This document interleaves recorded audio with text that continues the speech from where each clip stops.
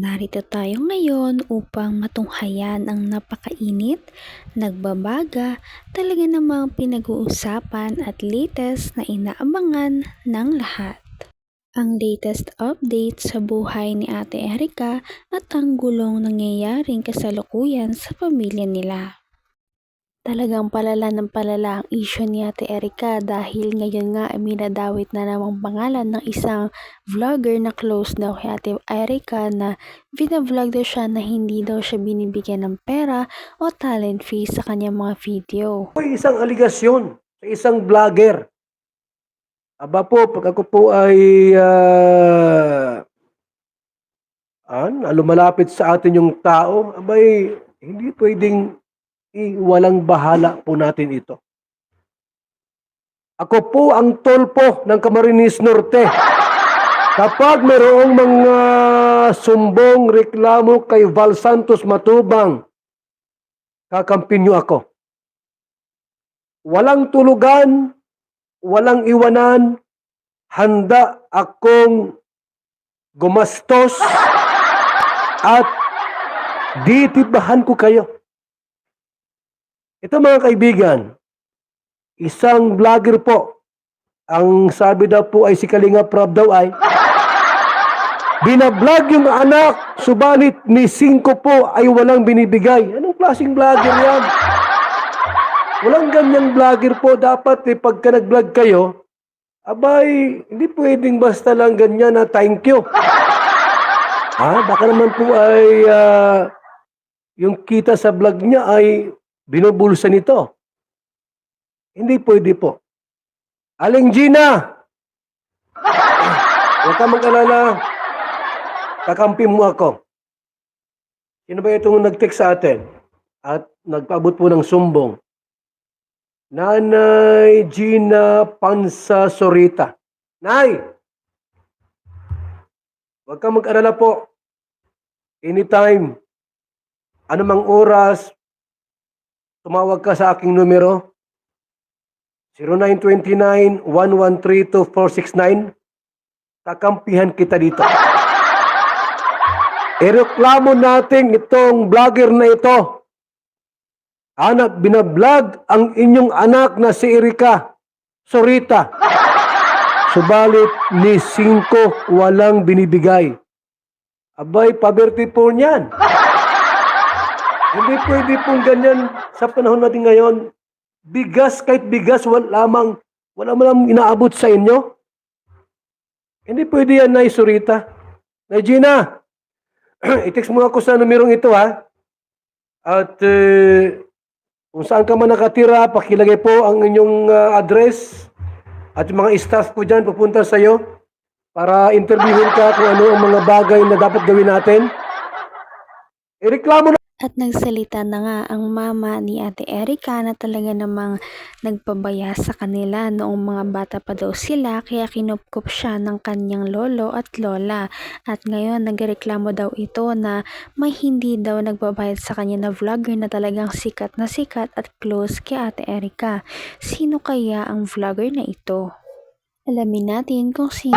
Ka kung ano ang mga bagay na dapat gawin natin. Ireklamo natin yan sa kahit dyan sa abogado natin. Hindi pwedeng ganyan mga kaibigan. Binablog mo yung isang tao, wala kang binibigay. Abay, lapastangan yan. Ito po mga kalingap, una muna, isang babae po ang ating munang pakikinggan ngayon. Ito. Si Ginang Gina Panza, na ina ng dating Kalingap Angel at ex-love team partner ni Edu na si Erika ay may aligasyon laban kay Kalingap Rab. May aligasyon laban kay... Sino itong Kalingap Rab na ito? Sir, kailan ba itong Kalingap Rab na binabanggit ni Gina dito? Sir, boss, sir, kilala mo ito dahil Kalingap Rab daw. Isang vlogger daw po na binablog yung anak pero wala daw binibigay kahit 5 duling. Aba, hindi pwede yan. Ito, tuloy po natin. Vlog nila si Erika, ngunit wala umanong inaabot man lang si Kalingap Rab na kahit na 5.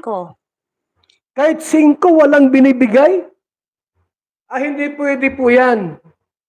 Nay Gina, i-text mo ako sa ating numero at may abogado tayo dyan. Yung reklamo mo, isampa natin sa lalong madaling Ako ang kakampi mo rito. Hindi pwedeng ganyan. Ano yung pa-birthday po niyan? Yung mga vlogger na ito, mga pasaway, no? Wala kayong ginawang mabuti.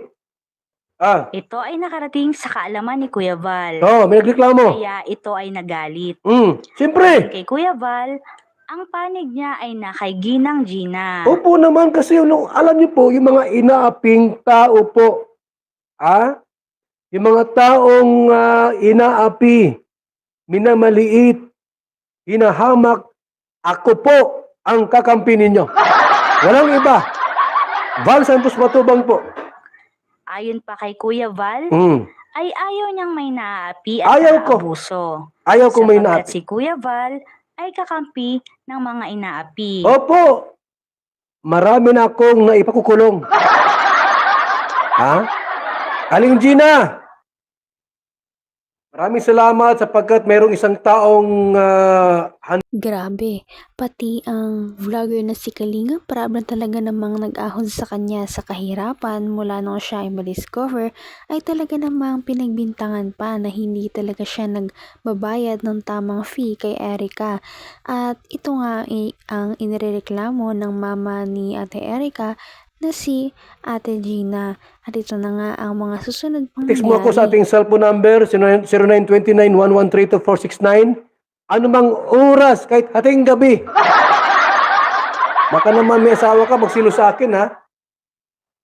Sabihin mo, wag magsilo sa akin. Kahit madaling araw, handa kitang dipahan at sabihin mo lahat. Ito mga vlogger na pasaway. Ang buong kwento at katotohanan sa likod ng aligasyon ay tutukan ngayong araw sa live program ni Kuya Val Santos Matubang. Magandang tanghali mga kalingap. Yan po mga kaibigan, alam nyo, hindi ako kumain ng tanghalian kasi kapapasok ko lang po yung sumbong sa office natin. Ang sabi ng secretary natin, ako'y nasa Naga po ngunyan, nag-chat po. Sabi ko, tumawag ka, di ko maintindihan yung chat mo.